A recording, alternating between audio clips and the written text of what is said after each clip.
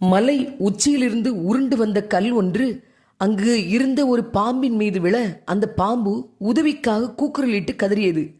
அந்த வழியாக நடந்து வந்த பெண் ஒருத்தி பாம்பின் கூக்குரலை கேட்டு வந்து அந்த பாம்பை காப்பாற்றினாள்.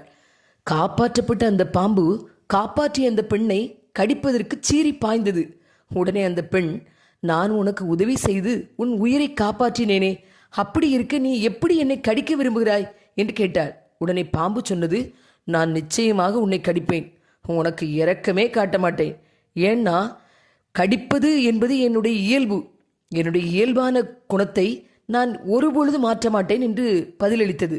உடனே பெண் இவ்வாறாக கூறினாள், நாம் இந்த வழியாக யாராவது ஒருவர் வந்தால் நடந்த காரியத்தை கூறி அவரிடத்தில் நியாயம் கேட்போம்.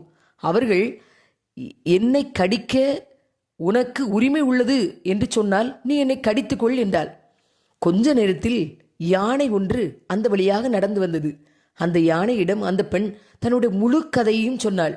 யானை கூறியது, பெண்ணே, நீ சொல்வதை வைத்து என்னால் இதற்கு நீதி வழங்க முடியாது. என் கண்முன்னே என்ன நடந்ததோ அப்படியே நீங்கள் நடித்து காட்டுங்கள் என்று சொன்னது. உடனே அந்த பெண் அந்த பாம்பின் மீது அந்த கல்லை வைத்து யானையிடம், இப்படித்தான் நான் ஆரம்பத்தில் அந்த பாம்பை பார்த்தேன் என்று கூறினாள். யானை கூறியது, கல்லுக்கு அடியில் பாம்பு ஆரம்பத்தில் எப்படி இருந்ததோ அப்படியே இருக்கட்டும், அதை அப்படியே விட்டுவிட்டு செல்லுங்கள் என்றார். ஏனென்றால் நன்றி கெட்டவர்கள் ஒருபோதும் உதவிக்கு தகுதியற்றவர்கள் என்று கூறியது அந்த யானை. வேதம் கூறுகிறது, நீங்கள் நன்றி எறிதல் உள்ளவர்களாயும் இருங்கள் என்று கூறுகிறது. உலக பொதுமுறை தந்த திருவள்ளுவர், என் நன்றி கொன்றாருக்கு உய்வுண்டாம், உய்வில்லை செய் நன்றி கொன்ற மகற்கு என்கிறார். நாம் நன்றி எறிதல் உள்ளவர்களாக நடந்து கொள்வோம்.